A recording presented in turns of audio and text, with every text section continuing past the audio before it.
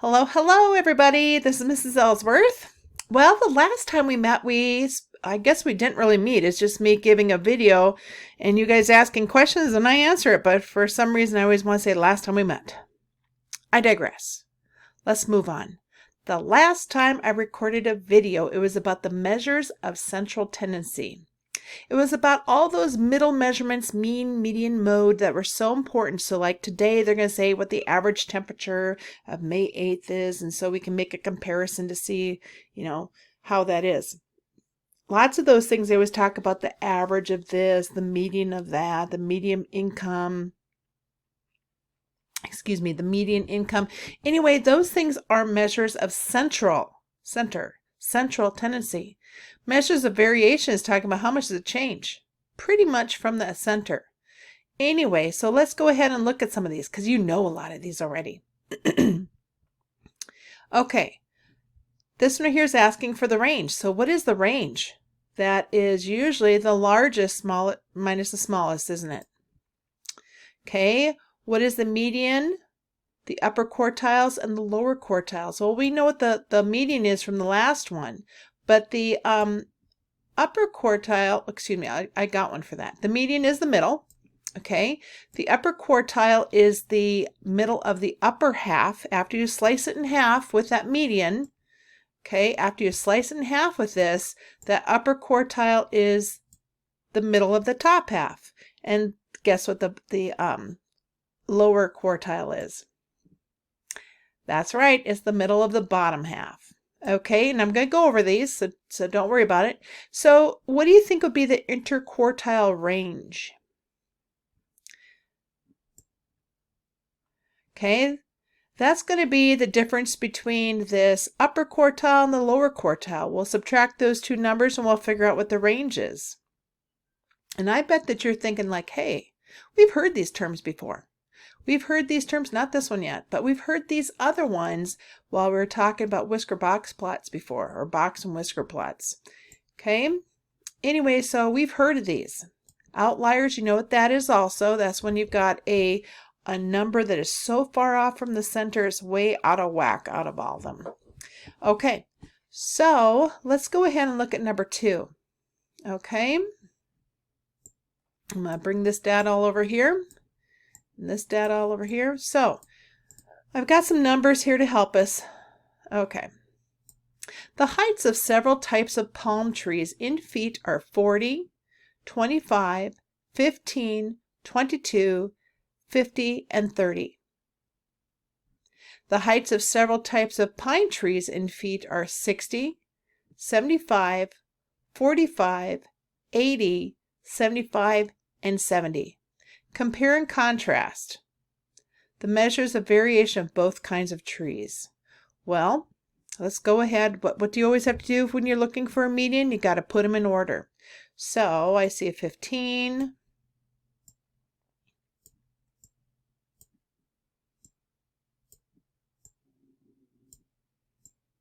Okay, so it looks like our median would be right in the middle. So right between 25 and 30 would be 27.5. Okay, let me get something here. We'll circle that. We'll put a marker. Okay, so right in the middle of that.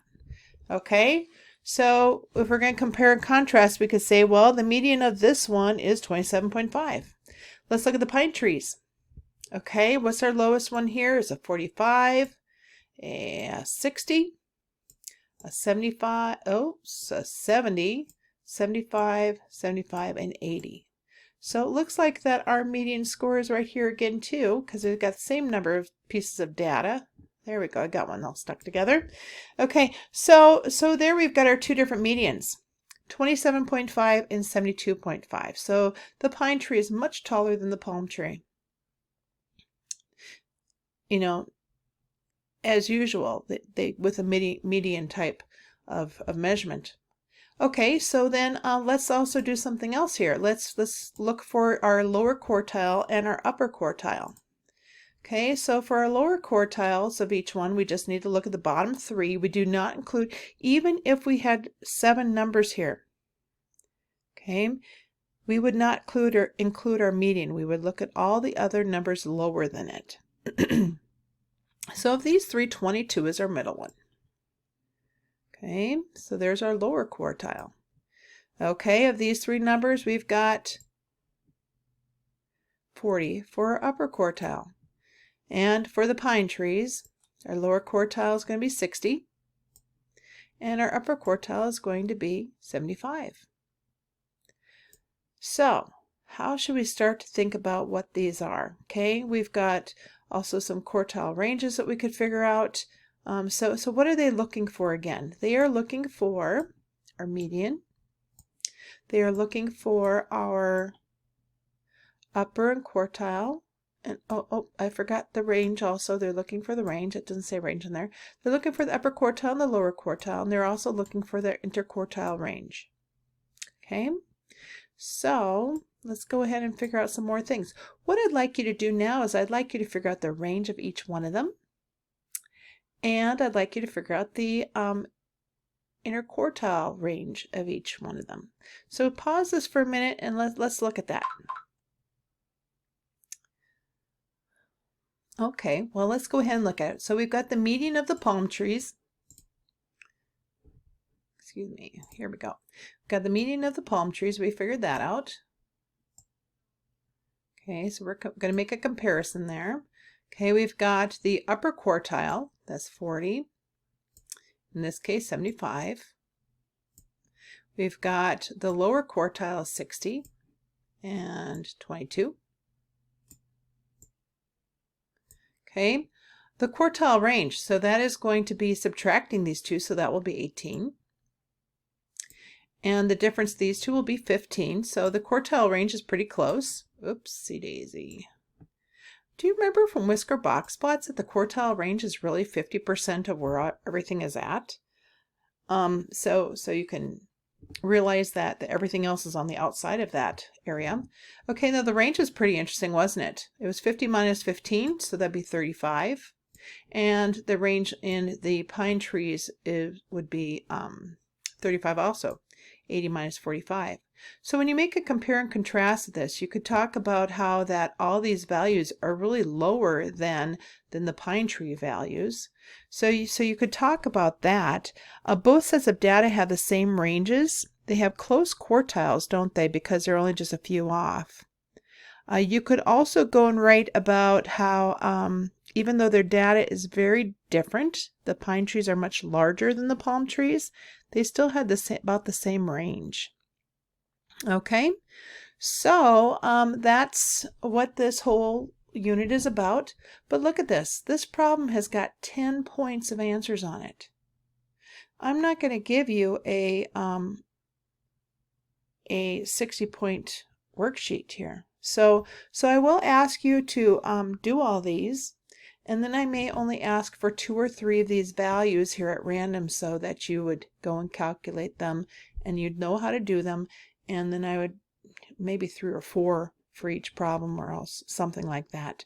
So I just wanted to give you some ideas of how I would grade this, because if it's not going to be 60 points. Let's look at one more. Okay, so we can see that that what they're going to ask you to do is they're going to ask you to compare and contrast week 1 versus week 2. The table shows the number of minutes people exercise for each person. Compare and contrast the measures of variation for both weeks. So I went and took these numbers and I went and put them in order. Took week 2, put them in order right here. So let's go ahead and look for our median. Our median in this case is going to be that 50. Oopsie, I need to get a pointer out here. Here we go. Okay, it's going to be right in the middle here, right in the middle of here. And so we've got 50. Okay, and then right in the middle of here is going to be our other median score. And so, oh my goodness, do you see what that is? It's 50.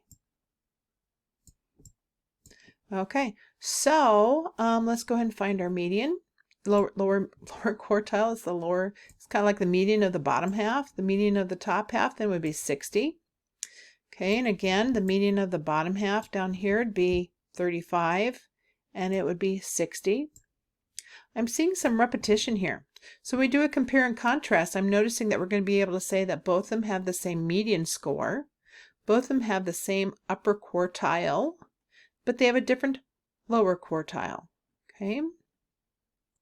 Okay, so I brought these up here to remind us what we were looking for measures of variation. Okay, the median of the first one, the first week, is going to be 50. And it was 50 over here, so they've got the same median. So we would discuss that when we're talking about comparing and contrasting. Okay, the upper quartile is also identical too. Here we go. The lower quartile is off by 10. The first week they had more people exercising. There wasn't so many on the bottom with low numbers. It looks like the second week there's more lower numbers. Okay, quartile range. Okay, so as we subtract that, we get 15. We subtract these two, we get 25. And then the range of the whole thing goes from 40 to 90, so that's 50. So we have a large range there. And over here we've got 30 to 75. Now if you really go and look at this, all of this groups of numbers, the lower from the range from the longest one to the shortest one, I know it's 45. And that's not much different than 50, but look, these ranges, these numbers are lower than these ones. If you go take a mean score, it would be very different. Okay, so that's our data right there, and we would talk about in our comparing and contrast, we'd talk about how the median and the upper quartile are identical, that the lower quartile, however, is a little bit different, that the first week was 45 minutes, second week was 35 minutes. We would talk about our quartile range, that it is, you know, a tighter pack of numbers in this one right here, and so it's 15, and there's 25, a little more spread out. And then the range here is 50 and a smaller range of 45. So that's how you can compare and contrast them. So you've got 1 through 6. I did number 2 and 5 for you. Don't forget that you can look in the back of the book for the odd numbers, but please, please make sure you're doing them right. So actually do the problems that are odd and make sure you're doing them right. This should be a lot of review with just a couple additions, so that's pretty nice. So I will see you when I see you. Next time I guess I'll be seeing you online again too. Bye-bye.